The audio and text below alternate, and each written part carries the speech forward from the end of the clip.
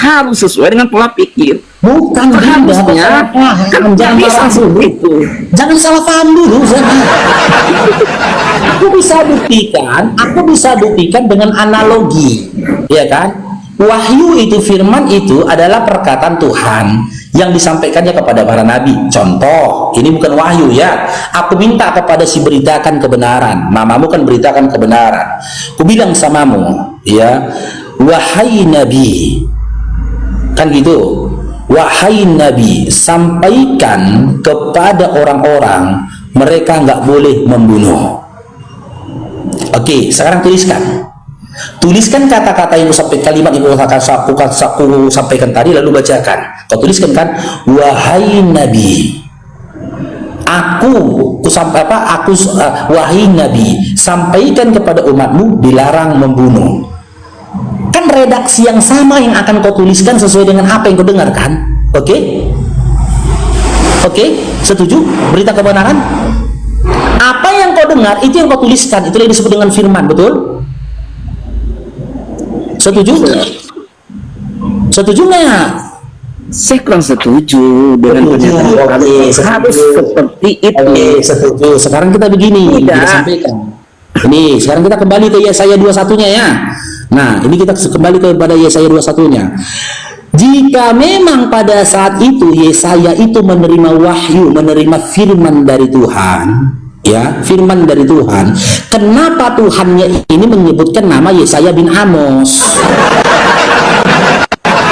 Jika memang Yesaya bin Amos ini, sosok Yesaya bin Amos adalah Yesaya yang menulis kitab Yesaya,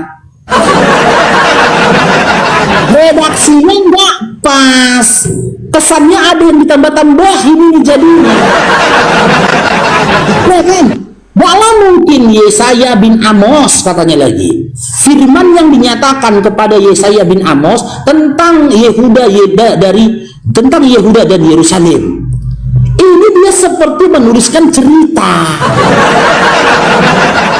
bukan menuliskan apa yang dia dengar. Ini dia menuliskan cerita. Dia menjelaskan sebuah cerita di mana kisah itu seakan-akan si penulis tidak merasakannya. Jadi jangan kau katakan firman Tuhan. Ataupun redaksinya harus begini, firman yang dinyatakan kepada Yesaya, atau grammarnya begini, ya Yesaya, beritakanlah tentang Yehuda dan Yerusalem. Gitu cocoknya. Jadi kalau menulis apa didengarkannya, wahai Yesaya bin Amos, beritakanlah tentang Yehuda dan Yerusalem. Harusnya redaksinya begitu. Kalau dia menuliskan apa yang didengar, kalau ini enggak, dia menuliskan apa yang dia ceritakan ini. Dia mendengar cerita dari orang ini. Cobalah, siapa Yesaya bin Amosnya? Kalau Yesaya bin Amos yang dimaksud dari penulis kitab Yesaya, kenapa dia menuliskannya seperti sebuah cerita? Coba, silakan coba jelaskan. Ini masih kitab Yesaya, udah keriting kan? Udah? Ya, silakan. Ya, jadi ini termute, beritakan. Oh iya, saya lagi bicara dengan istri saya sebenarnya tadi. Jadi saya mau sedikit. Ya, jadi di dalam kitab Nabi Yesaya udah sangat jelas. Dia katakan bahwa inilah penglihatan kepada Yesaya bin Amos. Nggak ada tadi. Tadi kita udah baca Yesaya 1 ayat 1. Hah? Dan kemudian dikatakan juga dalam Yesaya 2 ayat 1 yang kita baca tadi, bahwa inilah wahyu atau firman kelihatan kepada Yesaya bin Amos akan hal Yehuda dan Yerusalem. Jadi itu adalah catatan Yesaya, dan Yesaya menyatakan tentang hal itu. Itulah yang terlihat. Oke, Adinda Faruk mengframing, menyatakan bahwa harusnya redaksinya tidak seperti itu. Ngapain lo harus ikut sesuai dengan keinginan Bang Faruk? Misalnya seperti itu. Ini diakui oleh 3 agama. Bukan, oke, kita kaji ya. Coba kita kaji pelan-pelan ya. Ya, gini Bang, kita mengkaji pun saat ini Bang, Abang Faruk tidak punya kompetensi untuk mengkaji akan hal itu Bang. Kita hanya bisa mengimani, mengiyakan tentang tulisan ini. Bang Faruk hanya bisa, oh ini palsu, ini tulisan-tulisannya. Enggak, aku nggak bilang palsu, nggak bilang Ini palsu, sudah, bro. ini saya analogikan. Mana Bang Faruk ini bicara? Nggak bisa saya bicara tentang analogi. Misalnya, saya katakan misalnya, Bang Faruk tunjukkan bukti bahwa ini ada kepalsuan, tunjukkan bukti. Tapi kalau tulisannya sudah seperti demikian, kemudian redaksinya Bang Faruk protes, Bang Faruk tidak punya kompetensi untuk memprotes akan hal itu, karena ini diakui oleh tiga agama. Dan tiga agama ini meyakini bahwa itu, Tiga agama meyakini tulisan Yesaya ini. lah iyalah, Agama apa saja? Kristen, Terus, Yahudi, terus, agama Samaria, ya, Islam tidak. Coba kasih satu statement dari rabi-rabi Yahudi yang membenarkan kitab Yesaya yang ada padamu itu adalah kitab yang diturunkan kepada Nabi Yesaya. Silakan. Silakan. Saya nggak bilang. Karena kitab Nevi'imnya Yahudi tidak ada bernama kitab Yesaya. Ini kan hanya sangkaan kalian saja, dengar Dinda, ya. Ya, kitab tanah yang terdiri dari Taurat, Nevi'im, Ketuvim, ya, miliknya Yahudi. Orang Yahudi itu nggak punya kitab. Kitab pertama namanya Kejadian, Bilangan, Imamat, nggak ada. Kalau kau memasukkan dalam konteks imanmu sendiri nggak apa-apa, tapi kalau kau bawa-bawa orang Yahudi terberak kau.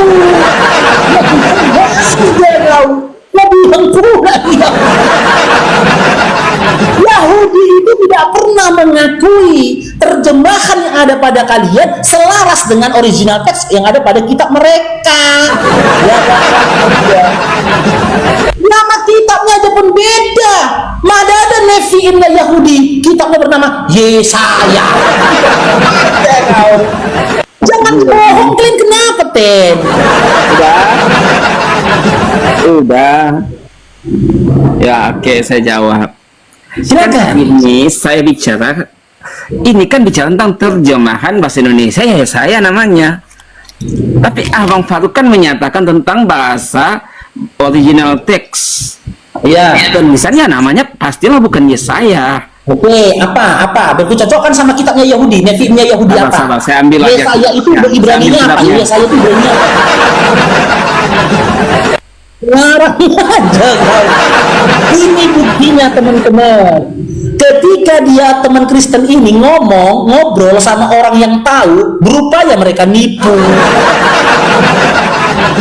Ditipu, nggak berupaya dia menipu kita. Kalau kalian nggak tahu bulat-bulatnya kalian ditipu sama dia. Ngarang aja. Entah bisa atau enggak. Terus tadi kan Bang Faruk, tadi katanya ini bahasa Indonesia, ini terjemahan. Terjemahannya itu bahasa Indonesia namanya Yesaya. Berarti bukan Nabi dong. Coba. Ya, Berarti Yesaya itu kenapa? Orang Yahudi memanggil Yesaya itu apa? Kita buka, coba silakan. Yahu. Apa? Yahu. Oke, tunjukkan. Tunjukkan original teksnya, silakan. Kita buktikan. Nah, tunjukkan. Alfabet Ibraninya tunjukkan.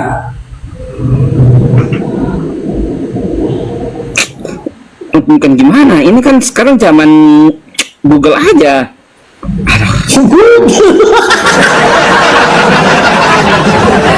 Bukan disuruh kau menterasi.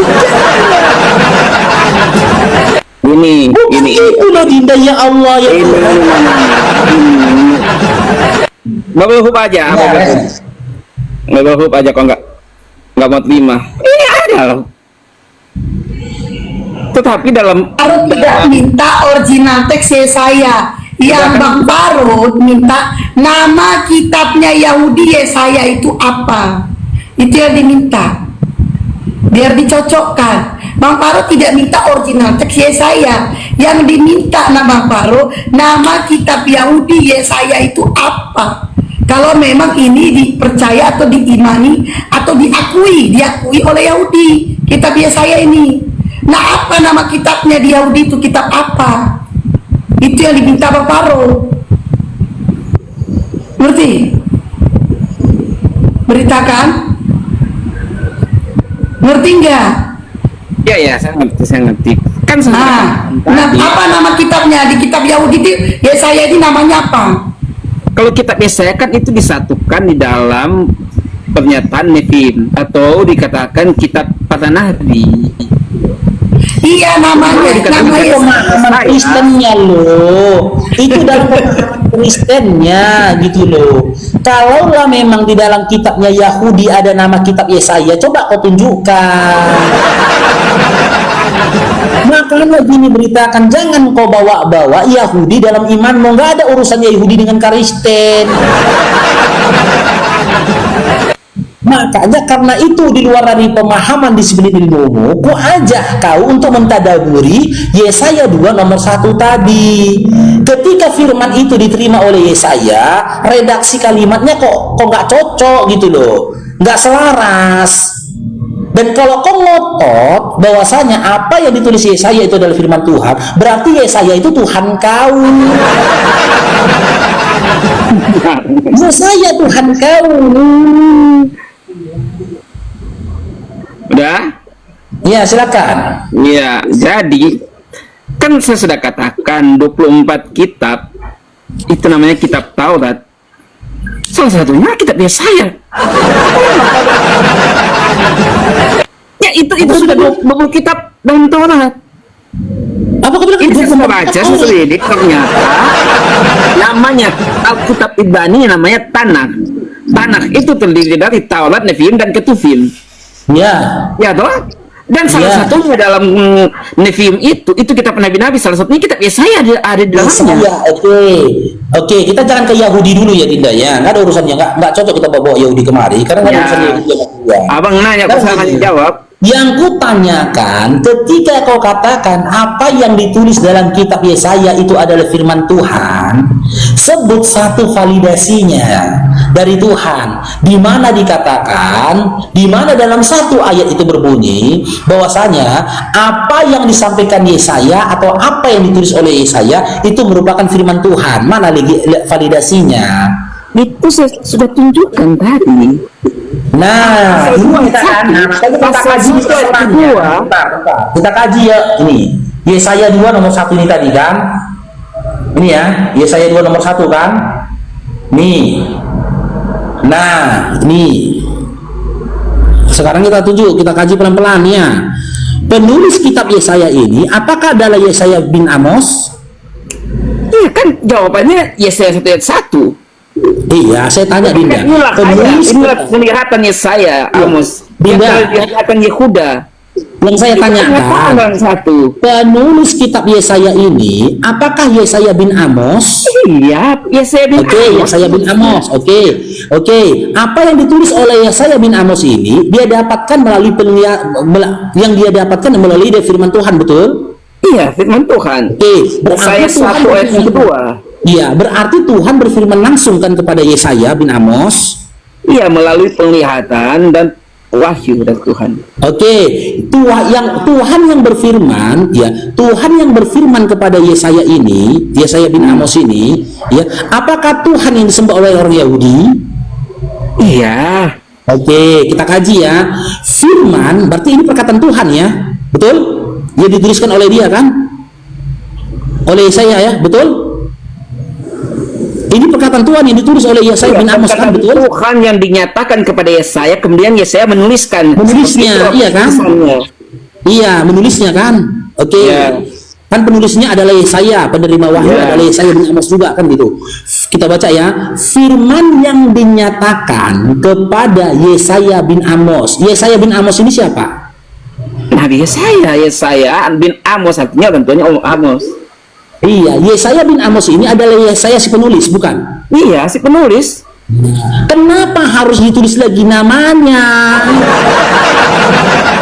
Harusnya kan redaksinya ini firman yang dinyatakan kepadaku tentang Yehuda dan Yerusalem, ngerti nggak?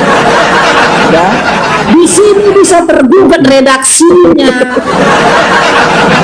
Kalau memang si penulis adalah Yesaya bin Amos, di mana Yesaya bin Amos itu adalah Yesaya bin Amos yang ada di dalam Yesaya 2 nomor 1-nya tadi, ngapain ditulis lagi namanya? Salahnya di mana? Salahnya di mana, Bang? Dengar dulu. Tapi ketika kau katakan si penulis kitab Yesaya bukanlah Yesaya bin Amos yang menerima firman, cocok redaksinya. Cocok. Kalau si penulis ini, penulis kitab Yesaya bukanlah Yesaya bin Amos yang dimaksud di dalam ayat 1-nya, cocok redaksinya. Tapi muncul lagi permasalahan baru, apa? Orang-orang akan mempertanyakan sanadnya. Si Yesaya penulis tahu dari mana firman yang diterima oleh Yesaya bin Amos. Kena lagi dia. Orang yang Bang Faruk yang bercerita ambil kesimpulan, kemudian Bang Faruk yang apa, Dinda? Dinda Faruk lucu banget. Kenapa saya katakan lucu, Bang Faruk? Dinda Faruk juga membuat cerita yang memprotes tentang redaksinya salah, karena harusnya jangan dikasih nama Yesaya tapi katakan saja aku. Kemudian Faruk juga yang memprotes akan apa yang dibuat oleh Bang Faruk tentang kesimpulan yang Bang Faruk lakukan. Itu kan kok dan lucu, Bang. Oke, sekarang kau berikan analogi. Coba kamu tuliskan ya. Coba kamu tuliskan, namamu kan berita kebenaran. Iya, redaksinya nggak bisa kita ukur pola pikir ini, Bang. Dengan pola pikir dia mempunyai cara bertulisan yang berbeda. Saya ingin kasih pengertian sama Bang Faruk. Penulisan Jemaat ataupun punya kehidupan Jemaat saja dengan penulisan kita saat ini berbeda cara. Iya, sabar dulu Dinda, coba kita analogikan ya. Dinda Faruk tadi sudah kelamaan. Aku nyampaikan perkataan padamu ini, Dinda. Aku nyampaikan perkataan ini sama berita. Ini perkataanku, tuliskan ya. Firman yang dinyatakan kepada beritakan kebenaran. Tulis ya. Firman yang dinyatakan kepada beritakan kebenaran, ya, tentang Yehuda dan Yerusalem. Coba kau tuliskan, Dinda. Coba kau tuliskan itu. Nah, setelah kau tuliskan kalimat itu tadi, tulisanmu itu beri nama dengan kitab Yesaya, di mana yang menulis itu adalah kamu. Lalu kitab itu dibaca oleh Ito Esti. Tulisanmu itu tadi dibaca sama Ito Esti, di mana dia membaca firman yang dinyatakan kepada Yesaya bin Amos tentang Yehuda, firman yang dinyatakan kepada beritakan kebenaran, ya, tentang Yehuda dan Yerusalem. Ketika kau membaca itu tadi itu,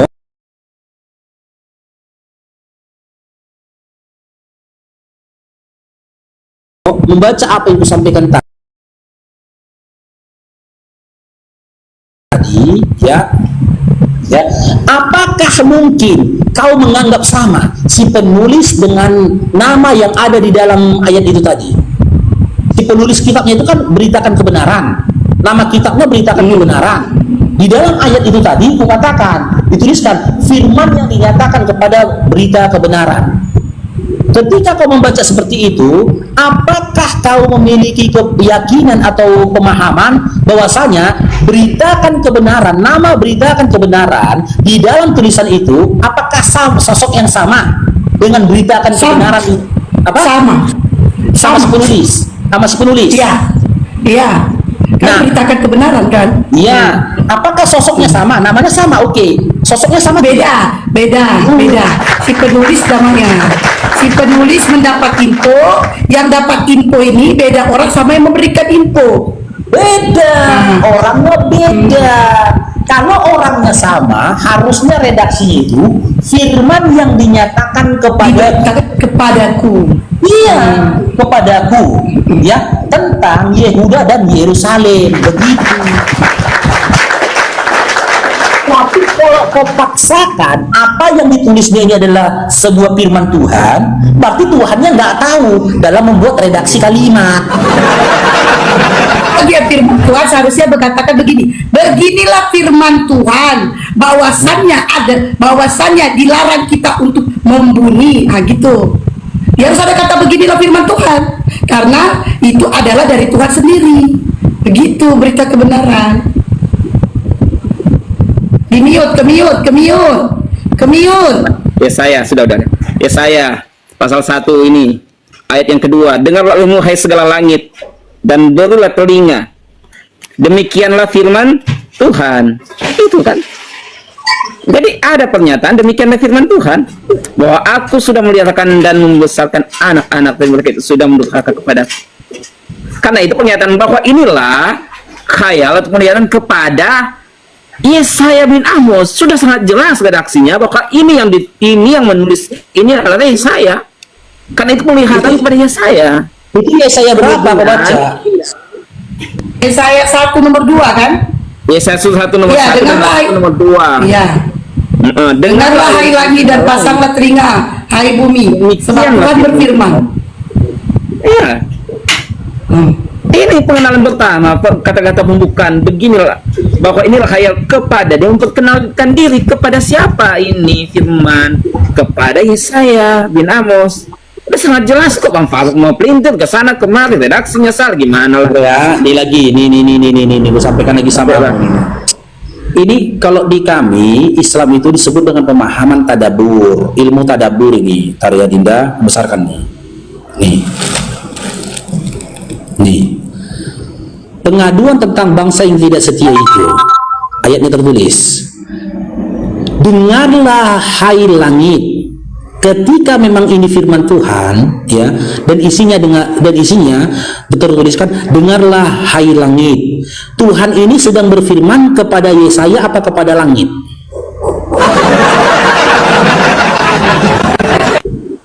Jawab. Ketika narasinya mengatakan dengarlah hai langit, seruan ini disampaikan Tuhan kepada langit apa kepada Yesaya? Langit.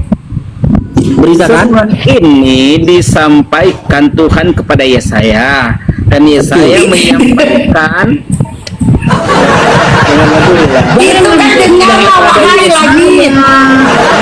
Itu udah jelas loh, dengarlah wahai langit. Ya itu kepada langit dikasih tahu kepada Yesaya, dengarlah wahai langit. Ini udah jelas loh Dinda, langit. Masa ini tuh nggak bisa kau jawab cuma. Ulangin ya. Ketika Yesaya 1 nomor 2 berbunyi, dengarlah hai langit. Seruan ini, firman ini dalam bentuk seruan disampaikan Tuhan kepada langit apa kepada Yesaya? Jangan kau bilang kepada tungku ya, jangan nama tungku ya. Baca ayat 1 ya Bang, kepada Yesaya, kepada Yesaya Bang. Aku nggak tanya itu. Aku nggak tanya itu, yang ku tanya ketika kalimatnya berbunyi dengarlah hai langit. Jika memang ini adalah firman Tuhan, ya, seruan ini disampaikan Tuhan kepada langit atau kepada Yesaya? Kepada langit terus apa? Kepada langit. Saya ikutin narasi aja. Kepada langit ya, kepada langit ya. Kok bisa pula Yesaya itu menyampaikan mendengar? Tuhan itu berfirman kepada langit, tapi Yesaya mendengar. Ya, sudah. Kok bisa pula Yesaya mendengar lalu menuliskannya? Saya jelaskan bisa atau nggak bisa? Apa? Bisa saya jelaskan atau tidak bisa? Ya, silakan jelaskan, silakan Dinda. Hey.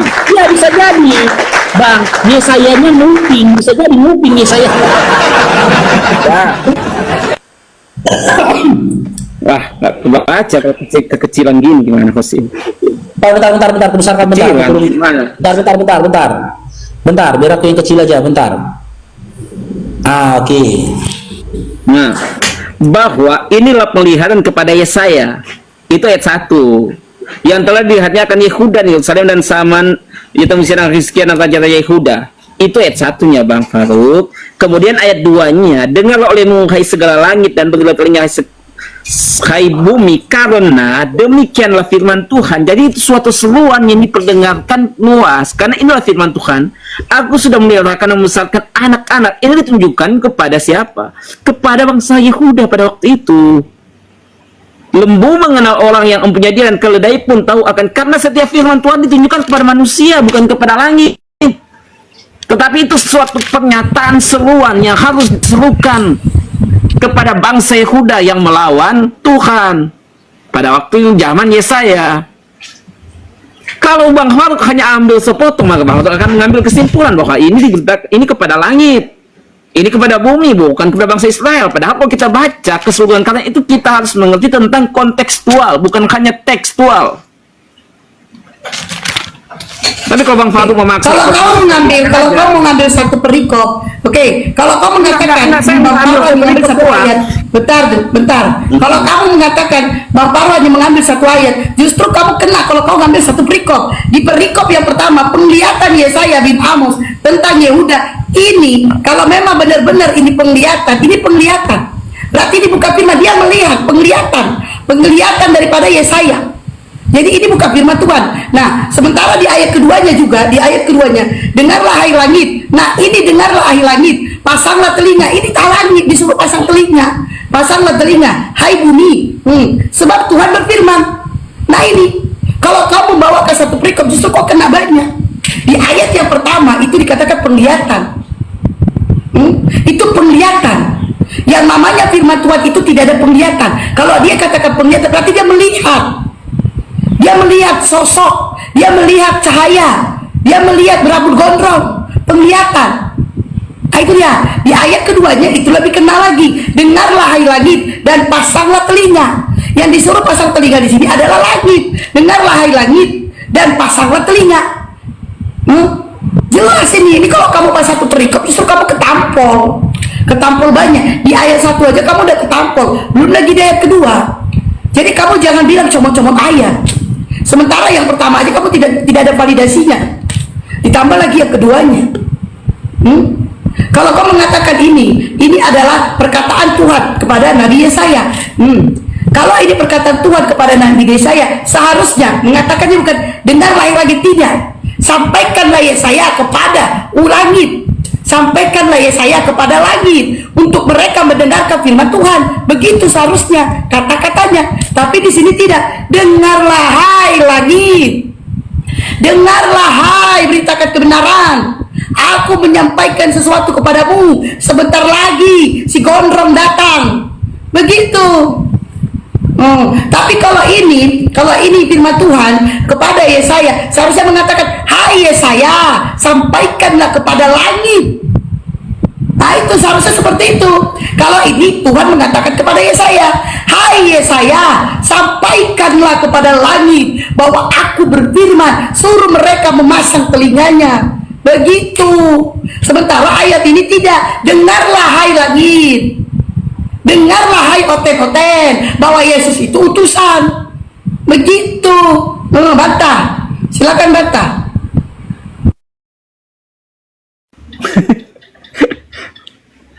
Jadi kalau bicara tentang bantah. Sabar Dinda. Jadi kalau bicara tentang penglihatan Dinda, itu bukan berarti dilihat dengan mata, tapi itu lebih kepada hal yang berbau spiritual. Karena itu kalau dalam terjemahan lama dikatakan khayal atau suatu wahyu harusnya lebih dekat. Jadi bukan dilihat kemudian Dinda langsung mengambil kesimpulan bahwa ternyata ya saya melihat. Bukan dilihat dengan mata telanjang, tapi itu bicara tentang hal yang berbau spiritual, yang bicara tentang wahyu, yang diperlihatkan secara wahyu kepada Yesaya. Dan pernyataan ayat yang kedua, dengarlah olehmu hai segala langit dan berbelah telinga hai bumi, karena demikianlah firman Tuhan. Artinya itu diserukan bahwa aku sudah memeliharakan. Nah ini isinya seruan apa? Bahwa aku sudah memeliharakan dan membesarkan anak-anak, artinya bangsa Yehuda pada tetapi mereka itu sudah mendurhaka kepadaku. Karena pada masa Yesaya memang bangsa Israel mendurhaka dan menyembah kepada ilah-ilah yang lain. Sehingga ayat yang ketiga Tuhan menganalogikan bahwa lembu lagi ini secara spiritual. Udah, kalau kamu katakan ini penglihatan secara spiritual, seharusnya tidak mengatakan Yesaya, tapi aku, penglihatanku bin Amos tentang Yehuda. Inilah penglihatanku tentang Amos. Dia tidak perlu lagi menyebut namanya. Yesaya, tapi pakai ku. Nah, itu dia. Kalau kamu bawa spiritual. Nah, sebagaimana Yesus mengatakan, nih, contoh ini contoh. Di dalam Yohanes 17:3, inilah firman Tuhan bahwasanya inilah firman Tuhan. Aduh, malah bukan Yohanes 17:3. Inilah hidup yang kekal itu, bahwa mereka mengenal Engkau satu-satunya Allah yang benar, dan mengenal Yesus Kristus yang telah Engkau utus. Sudah, itu dituliskan siapa? Yohanes. Nah begitu, Yohanes yang mengatakan, nah, bahwa Yesus itu utusan. Tapi kalau Yesus mengatakan, ini perkataan Yesus sendiri. Contoh, Matius 11:25, aku bersyukur. Ini perkataan Yesus. Aku bersyukur kepada Bapa, Tuhan langit dan bumi. Jadi tidak perlu lagi mengatakan Yesus bersyukur, gak perlu. Dia harus pakai kata aku. Begitu juga dengan Yesaya. Kalau itu penglihatannya, dia tidak perlu lagi memakai Yesaya, tapi aku. Makanya ditanya, ini Yesaya ini nama nabi atau nama kitabnya Yesaya? Itu yang jadi pertanyaan di awal. Ini Yesaya ini siapa, nama nabi kah? Atau nama kitabnya? Atau nama penulisnya? Itu yang dipertanyakan dari awal. Paham berita kebenaran? Seharusnya itu pakai ku, bukan lagi pakai Yesaya. Nah, bantah, silakan. Saya sudah jelaskan di awal ayat yang ke-1 bahwa inilah penglihatan kepada Yesaya bin Amos. Sudah sangat jelas, dia sudah katakan penglihatan kepadanya Yesaya bin Amos. Yang telah dilihatnya akan hal Yehuda yang Yerusalem dan sekitar Yehuda. Itulah penglihatannya dia tuliskan. Itu dikatakan. Kira kalau gitu ya. Terus capek lah. Oke, kamu oke lah kalau gitu. Jadi ya, ini Yesaya ini perkataan Tuhan. Betul. Saya menuliskan setiap apa dikatakan Tuhan kepadanya, itu yang saya tulis. Saya tulis. Kau yang nulis. Capek lah. Yesaya menuliskan perkataan Tuhan, karena itu dia tuliskan bahwa inilah khayal kepada Yesaya. Dia terangkan siapa yang menulis itu, bahwa Yesaya. Oh ya, berarti ini firman Tuhan lah ya. Yesaya ini firman Tuhan ya. Tapi kan dalam kitabnya kan ditulis bahwa kitab Nabi Yesaya, sehingga dia harus mengadakan pertama penulisan mengenal siapa yang menulis itu. Ya, berarti Yesaya ini firman Tuhan ya. Ya. Ya. Saya capek sama turun dulu kan. Lah, aku nanya, Yesaya ini firman Tuhan ya? Iya, iya. Ya. Ya tinggal jawab ya. Iya. Kenapa? Iya. Saya turun dulu. Lagi capek. Oh capek dia, turun dia. Maaf. Karena saya harus jelaskan paling makan dulu, minum. Minum. Iya. Oke ya. Capek dia, ya. Astagfirullahaladzim. Padahal aku mau nanya, tadi dia bilang Yekiel, tadi dia membawa Yekiel ya kan. Ini kalau kita membacakan ya. Assalamualaikum Bang Dio. Ya, Waalaikumsalam. Lanjut. Oke. Kalau dia mengatakan Yesaya ini perkataan Tuhan, ini banyak sekali ya. Ini menceritakan tentang Yerusalem. Sementara Oten ini siapa? Yerusalem? Bani apa? Adakah Oten ini diakui di dalam Yerusalem? Menyembah orang? Nah, kalau kita ambil di dalam Yesaya 38 ya. 38 nomor 12. Nih, Yesaya 38 nomor 12.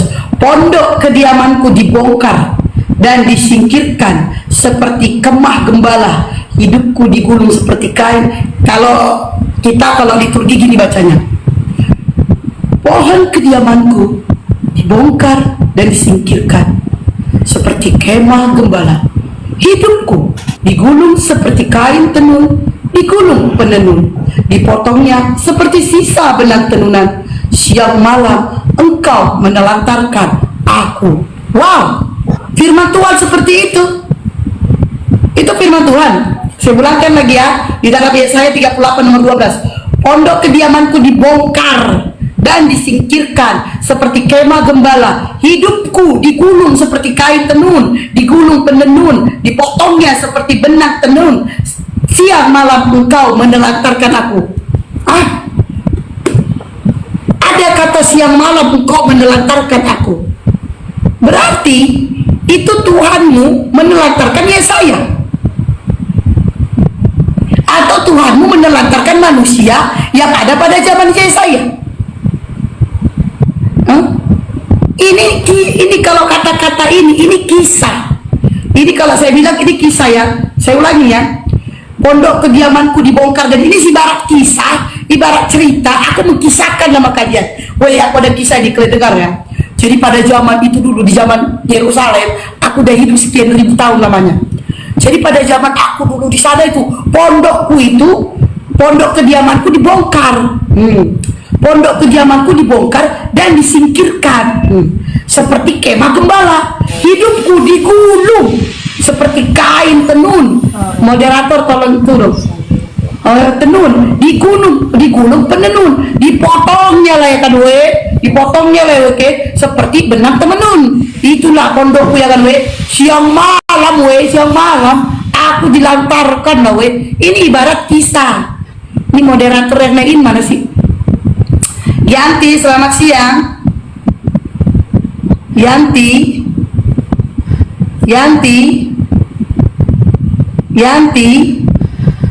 Mbak Yanti, nggak ada detiknya di bawah ya. Sofian, selamat siang. Kos. Oke, ya. Sofian, selamat siang. Sofian, oke. Jadi ini ya, kalau kita baca Yesaya ini ya, ini seperti menceritakan suatu kisah, pengalaman.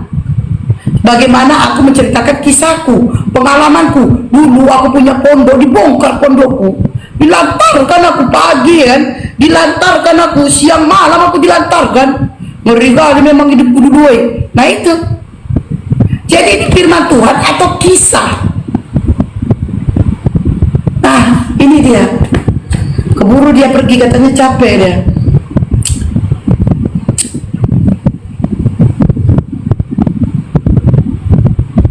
Nah, aneh ya. Coba kita baca lagi ya teman-teman. Di dalam Yesaya 40. Perikopnya keselamatan untuk bangsa yang di dalam pembuangan. Berita pembebasan. Kita baca Yesaya 40 nomor satunya. Ya, kita baca nomor satunya sampai nomor 2 ya, 2 ayat. Hiburkanlah umatku. Demikianlah firman Allahmu. Tenangkanlah hati Yerusalem dan serukanlah kepadanya bahwa penghambaannya sudah berakhir, bahwa kesalahannya telah imbas, sebab ia menerima hukuman dari tangan Tuhan 2 kali lipat karena segala dosanya.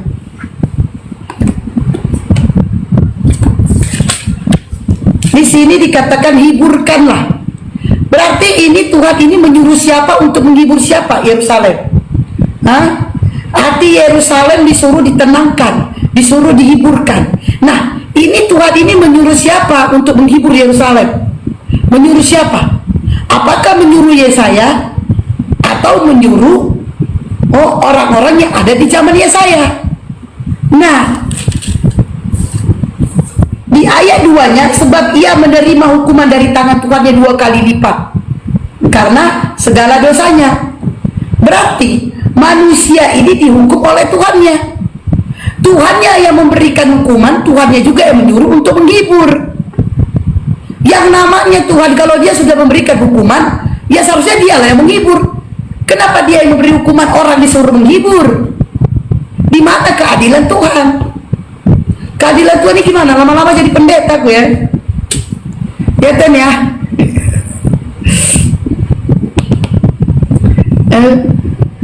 Dibilang, lama-lama jadi pendeta gue ya Ten ya. Mama ngeri juga ya Ten. Ini Lama-lama jadi pendeta, aku yang membaca Bible kalian, aku yang menjelaskan, aku yang menerangkan sesuai tertulis dalam Bible, tanpa diubah, tanpa dikurangi. Paham kan? Paham murid-muridku? Paham jemaatku?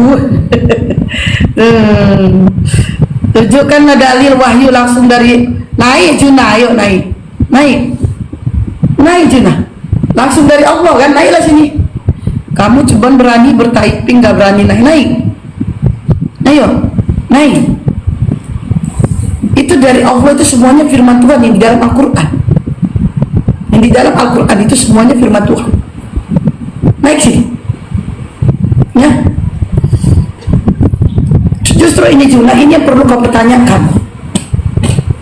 Udah. Si Matupang, Anda salah orang.